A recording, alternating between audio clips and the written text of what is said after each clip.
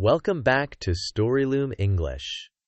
I'm absolutely thrilled to have you here today for what promises to be an extraordinary linguistic adventure. Today's story is specifically crafted for C1 advanced level learners, and it's called The Memory Cartographer. This intellectually challenging narrative will push your English proficiency to new heights while exploring profound themes of identity, memory, and the subjective nature of human experience. Our protagonist is Dr. Helena Vasquez, a renowned cognitive neuroscientist who has dedicated her career to understanding how memories shape our sense of self. When Helena volunteers to test an experimental device that can map and visualize human memories with unprecedented detail, she embarks on a journey that forces her to confront uncomfortable truths about her own past and question the reliability of the very memories that define who she believes herself to be.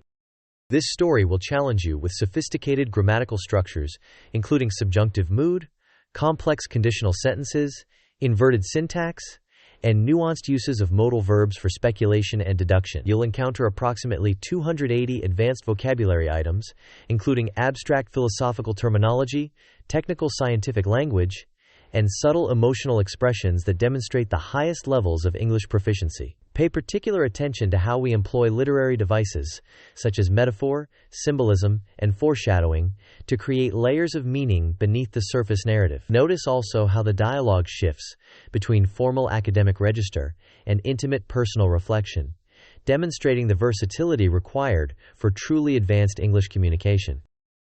The story explores epistemological questions about the nature of knowledge and reality, psychological concepts related to memory formation and distortion, and ethical dilemmas surrounding technology's ability to access our most private thoughts and experiences. These themes will provide you with vocabulary and conceptual frameworks for discussing complex philosophical and scientific topics at an academic level. After Helena's profound journey of self-discovery, we'll dissect some of the most sophisticated vocabulary and expressions that appeared in our narrative, examining their nuanced meanings, subtle connotations, and appropriate usage in various contexts. So prepare yourself for an intellectually rigorous exploration that will not only advance your English to near-native proficiency, but also challenge you to think deeply about the fundamental questions of human consciousness and identity. Dr. Helena Vasquez had spent the better part of 2 decades meticulously mapping the labyrinthine pathways of human memory, yet she had never anticipated that her own recollections would prove to be the most treacherous terrain she would ever navigate. As the leading researcher at the Institute for Cognitive Neuroscience, Helena had pioneered groundbreaking techniques for visualizing memory formation and retrieval, earning international acclaim for her work on the malleability of autobiographical recollection. Her laboratory housed the most sophisticated neuroimaging equipment available, and her research had fundamentally altered the scientific understanding of how personal narratives are constructed, maintained, and occasionally reconstructed by the human brain. The project that would ultimately upend Helena's worldview began innocuously enough with a collaboration proposal from Dr. Marcus Webb, a brilliant but controversial engineer who had developed what he called the Memory Cartography System, or MCS. This revolutionary device promised to create 3-dimensional, interactive maps of individual memories with a level of detail and accuracy that had previously been confined to the realm of science fiction. Unlike traditional neuroimaging techniques that could only observe general patterns of brain activity, the MCS claimed to decode the specific content of memories, rendering them as explorable virtual environments, complete with sensory data, emotional resonance, and temporal sequencing. Helena's initial skepticism regarding Webb's claims was well-founded, given the extraordinary technical challenges involved in translating electrochemical brain activity into coherent visual representations. However, when Webb demonstrated the system using volunteer subjects, the results were undeniably remarkable. The device generated stunningly accurate recreations of childhood bedrooms, wedding ceremonies, and traumatic events, complete with details that the subjects themselves had consciously forgotten, but which were somehow preserved in the neurological substrate of their minds. The implications for psychological therapy, legal proceedings, and historical research were staggering, but Helena found herself equally intrigued by the philosophical ramifications of being able to observe memory as an objective phenomenon rather than a subjective experience. After months of careful consideration and extensive ethical review, Helena volunteered to become the first researcher to undergo comprehensive memory mapping using her own recollections as the experimental dataset. She reasoned that her intimate familiarity with memory research would allow her to provide the most valuable feedback about the system's accuracy and limitations. Moreover, she was confident that her memories were relatively straightforward and unproblematic, having lived what she considered to be a remarkably stable and well-documented life. Helena had been raised by loving, academically inclined parents in a middle-class suburb of Boston, had excelled throughout her educational career, and had maintained detailed journals and photo albums that could serve as external verification for the memories the MCS would map. The first session proceeded exactly as Helena had anticipated. The device successfully mapped several childhood memories with extraordinary fidelity, including her 7th birthday party, family vacations to Cape Cod, and her high school graduation ceremony. When Helena explored these memories in the virtual environment generated by the MCS, she felt as though she were literally walking through her past, experiencing sights, sounds, and even scents with remarkable clarity. The accuracy was so precise that she could read the titles of books on her childhood bedroom shelves and recall conversations she hadn't thought about in decades. Helena was both professionally fascinated and personally moved by the experience of revisiting her formative years with such unprecedented detail and objectivity. However, during the third mapping session, the MCS detected a cluster of memories from Helena's early adolescence that appeared to be heavily fragmented and overlaid with what Webb described as excessive emotional encryption. These memories seemed to resist the device's attempts at coherent visualization, producing instead a chaotic swirl of disconnected images, sounds, and sensations that defied logical interpretation. When Helena attempted to navigate these memory fragments in the virtual environment, she experienced intense disorientation and emotional distress that forced Webb to abort the session immediately. Helena's conscious recollection of her 13th and 14th years had always been somewhat hazy, which she had attributed to the normal psychological turbulence of adolescence. She remembered changing schools due to her father's job relocation, struggling to make friends in her new environment, and experiencing the typical challenges of teenage social dynamics. However, the MCS suggested that there were significant gaps and inconsistencies in these memories that warranted further investigation. Despite Webb's concerns about the potential psychological risks, Helena insisted on proceeding with additional sessions focused specifically on this problematic period. What emerged from subsequent mapping sessions fundamentally challenged Helena's understanding of her own life story. The MCS revealed that her memories of changing schools due to her father's career advancement were entirely false, constructed to conceal a much more traumatic reality. The true cause of her family's relocation had been her parents' acrimonious divorce, an event so psychologically devastating to 13-year-old Helena that her mind had apparently fabricated an entirely alternative narrative to protect her from the emotional pain. The false memories were not merely missing details or minor distortions, but rather elaborate fictional scenarios that had become so deeply embedded in Helena's consciousness that she had never questioned their authenticity. The MCS revealed that Helena's father had not received a prestigious job offer, but had instead abandoned the family following the discovery of his long-term extramarital affair. Her mother had not been an enthusiastic partner in an exciting career move, but had rather been a devastated woman forced to relocate to escape the shame and gossip surrounding the divorce. Helena's memories of her father visiting regularly during high school were completely fabricated.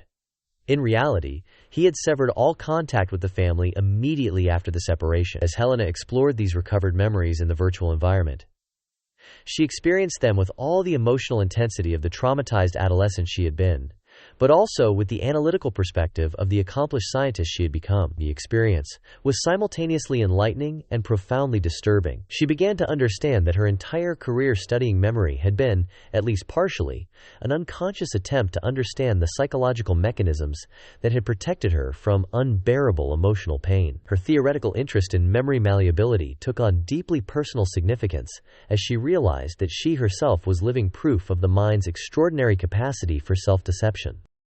The revelation that her memories were unreliable forced Helena to question every aspect of her personal narrative and professional identity. If her mind could fabricate such elaborate false memories about a central event in her life, what other aspects of her self-understanding might be equally suspect? How could she continue her research into memory and identity when her own recollections had proven to be so fundamentally untrustworthy? The ethical implications of her situation were equally troubling, as she grappled with whether she had an obligation to disclose her personal experience with memory distortion to her research colleagues and the broader scientific community. Helena spent weeks analyzing the neurological data generated by the MCS, searching for patterns that might explain how her false memories had been constructed and maintained for over 2 decades. She discovered that the fabricated recollections exhibited all the neurological markers of authentic memories, including appropriate emotional associations and sensory details. This finding had profound implications for her understanding of memory as a neurological phenomenon, suggesting that the brain's memory systems could not reliably distinguish between genuine experiences and elaborately constructed false narratives. The discovery also raised troubling questions about the reliability of memory-based evidence in legal proceedings and the validity of psychological therapies that relied on the recovery of supposedly repressed memories. As Helena continued to work with Webb to refine the MCS technology, she began to view her personal experience as an invaluable case study that could revolutionize the field of memory research. However, she also struggled with the psychological burden of living with the knowledge that her cherished childhood memories might be partially or entirely false.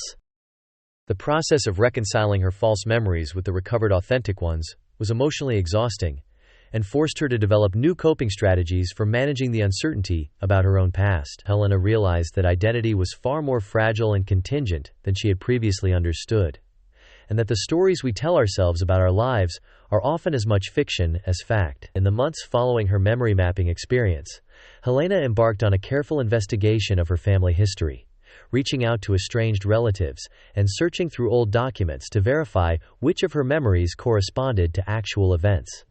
This process of external corroboration was both illuminating and disturbing, as she discovered that many of her most cherished recollections were indeed fabrications, while other memories she had dismissed as dreams or fantasies were apparently accurate records of real experiences. The investigation also led to an unexpected reconciliation with her father, who had been searching for her for years, but had been unable to locate her due to her mother's efforts to maintain their anonymity. Their reunion was complicated by the fact that Helena's false memories had painted him as a caring, if absent, parent, while the recovered authentic memories revealed him to be the source of significant childhood trauma.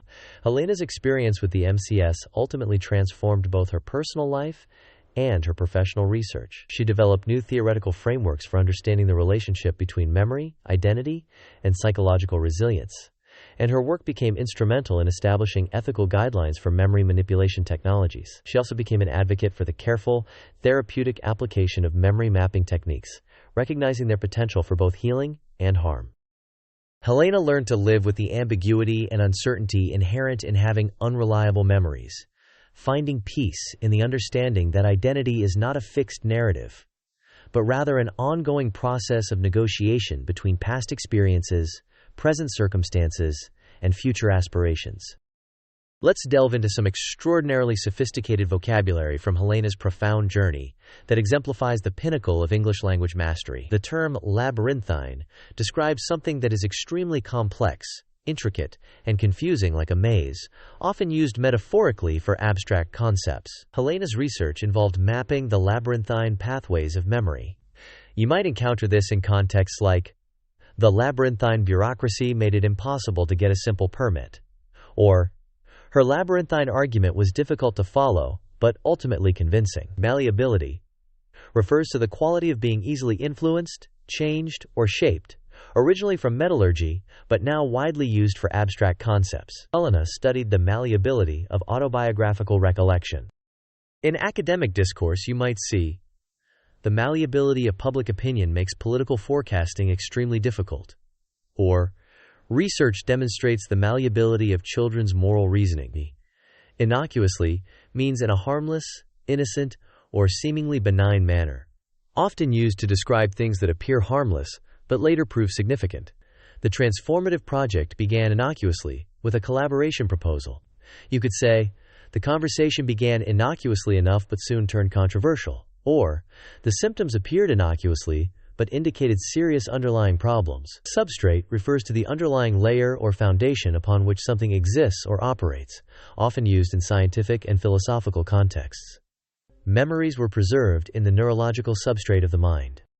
In various fields, the cultural substrate of the society influences all political decisions, or the biochemical substrate determines cellular function. Ramifications means complex or unwelcome consequences of an action or event, typically used for serious, far-reaching effects. Helena was intrigued by the philosophical ramifications of objective memory observation. You might hear, the ramifications of climate change extend far beyond environmental concerns, or we must consider the legal ramifications before proceeding with this strategy. Acrimonious describes something characterized by bitterness, harshness, or ill feeling, typically used for relationships or disputes. Helena's parents had experienced an acrimonious divorce. This appears in contexts like, the acrimonious negotiations lasted for months, or their acrimonious relationship made collaboration impossible. Finally, contingent means dependent on circumstances, or dependent upon something else for existence or occurrence. Helena realized that identity was more contingent than she had understood. In academic or formal contexts, success is contingent upon careful preparation and favorable conditions, or the proposal's approval is contingent upon securing adequate funding and community support. What an intellectually profound and emotionally resonant journey we've experienced with Helena today. Her story confronts us with some of the most fundamental questions about human consciousness, identity, and the nature of reality itself. Helena's discovery that her most cherished memories were elaborate fabrications forces us to consider whether our sense of self is built upon reliable foundations, or whether we are all, to some extent, living within narratives that our minds have constructed to protect us from unbearable truths. The story raises profound epistemological questions about the nature of knowledge and truth that extend far beyond neuroscience into philosophy, psychology, and even law. Helena's experience with the memory cartography system demonstrates how technological advancement can provide unprecedented insights into human consciousness while simultaneously creating new ethical dilemmas about privacy, identity, and the right to know or not know certain truths about ourselves. When Helena volunteered to map her own memories, she believed she was conducting objective scientific research, but she discovered instead that the boundary between researcher and subject, between objective observation and subjective experience, is far more permeable than academic methodology typically acknowledges. Perhaps most significantly, Helena's story illustrates the extraordinary resilience and adaptability of human consciousness. Her mind's ability to construct elaborate false memories to protect her from psychological trauma demonstrates the sophisticated defense mechanisms that operate below the level of conscious awareness. While this capacity for self-deception initially appears troubling, the story suggests that such psychological flexibility might actually be essential for human survival and flourishing. Helena's ultimate acceptance of uncertainty and ambiguity about her own past represents a mature acknowledgement that identity is not a fixed historical fact, but rather an ongoing creative process. For advanced English learners, Helena's story demonstrates how language can be used to explore the most complex and abstract concepts while maintaining narrative coherence and emotional authenticity. The sophisticated vocabulary, complex grammatical structures, and nuanced philosophical discussions that characterize this tale represent the kind of linguistic proficiency required for participation in academic, professional, and intellectual communities, where English serves as the primary medium for exploring complex ideas. As you continue to refine your English skills at this advanced level, remember that language learning is not merely about mastering grammar rules and vocabulary lists, but about developing the cognitive and linguistic tools necessary for engaging with the most challenging questions about human experience, knowledge, and meaning. Helena's journey reminds us that the most important discoveries often come from questioning our most basic assumptions about ourselves and our world, and that true intellectual growth requires the courage to confront uncomfortable truths and embrace uncertainty. Thank you for joining me today at Storyloom English for this intellectually rigorous exploration of memory, identity, and the frontiers of human consciousness. I hope Helena's story has challenged you to think more deeply about the relationship between language, thought, and reality, while demonstrating the remarkable expressive power of advanced English proficiency. Remember that every complex text you engage with, every sophisticated conversation you participate in, and every abstract concept you grapple with in English is preparing you for meaningful participation in the global intellectual community. Don't forget to subscribe for more thought-provoking stories that will continue to challenge your linguistic abilities while engaging with the most profound questions of human experience. Until next time, keep questioning, keep exploring, and keep pushing the boundaries of what you can achieve through the power of language.